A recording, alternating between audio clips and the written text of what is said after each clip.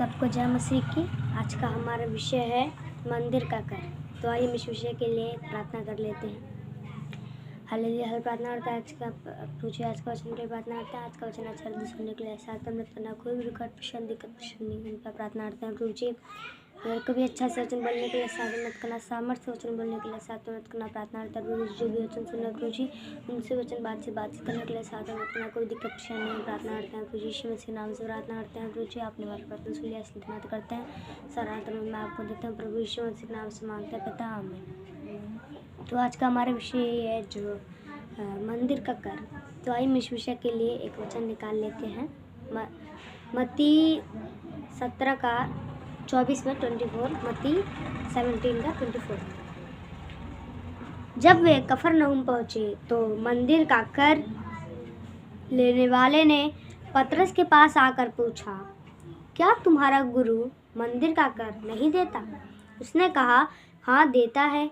जब वह घर में आया तो यीशु ने उसके पूछने से पहले ही उससे कहा, हे शमौन, तू क्या सोचता है? पृथ्वी के राजा महसूल या कर किनसे लेते हैं, अपने पुत्रों से या परायों से? पतरस ने उससे कहा, परायों से। यीशु ने उससे कहा, तो पुत्र बच गया, तो भी इसीलिए कि हम उन्हें ठोकर ना खिलाए, तू झील के किनारे जाकर बंसी डाल और जो मछली पहले निकले उसे ले। उसका मुंह खोलने पर तुझे एक सिक्का मिलेगा, उसको लेकर मेरे और अपने बदले उन्हें दे देना। तो यहाँ पे जो हम इस वचन में देख सकते हैं, तो इस वचन का क्या मतलब है?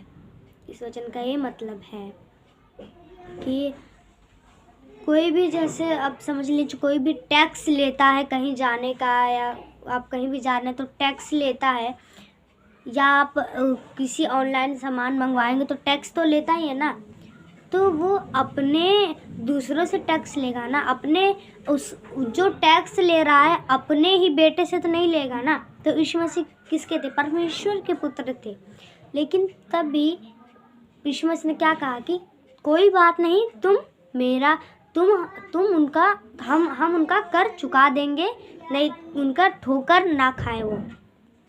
तो यीशु मसीह ने क्या कहा कि तुम जाकर झील के किनारे जाके बंसी डालो, जाके वो जाल डालो, और जो मछली तुम्हें पहले मिलेगी, जाल डालने से तो ढेर सारी मछली आएगी, तो एक ऐसे डंडे जैसा होता है, उसमें ऐसे रस्सी रहता है, तो वो यीशु मसीह ने कहा कि तुम जाके एक बंसी डालो और जो मछली तुम्हें पहले मिलेगी, जो मछली सबसे पहले फंसेगी उसमें, वही तुम लेना और उसका मुंह खोलना, तो तुम्हें उसमें एक सिक्का मिलेगा और उस सिक्कों को तुम मेरे और अपने बदले तुम उसको कर को दे देना।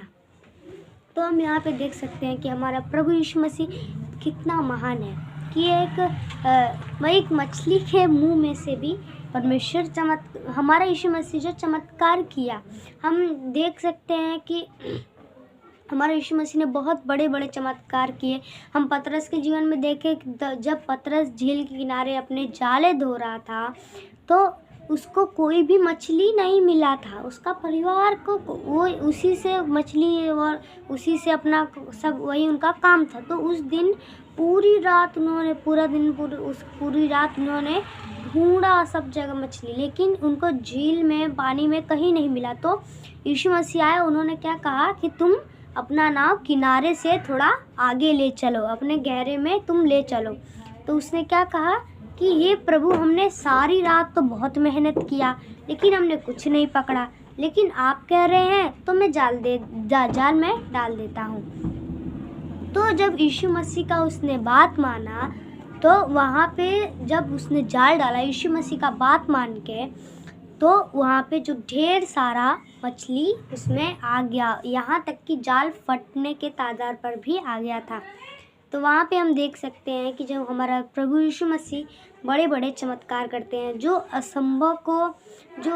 असंभव है उसको भी हमारा यीशु मसीह संभव करने वाला है। जैसे हम यहेजकेल के जीवन में देख सकते हैं कि जो सूखी हड्डियाँ थी उसको परमेश्वर ने, वो सूखी हड्डियाँ थी उसमें एक कोई भी नहीं कह सकता कि ये वापस ज़िंदा हो सकता है, वापस ये इंसान बन सकता है, कोई भी नहीं कहेगा।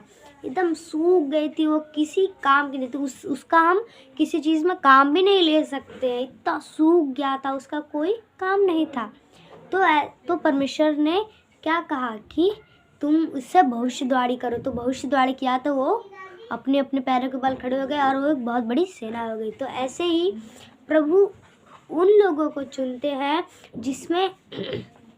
जिसका कोई वैल्यू नहीं होता है। हम जैसे देखते हैं कि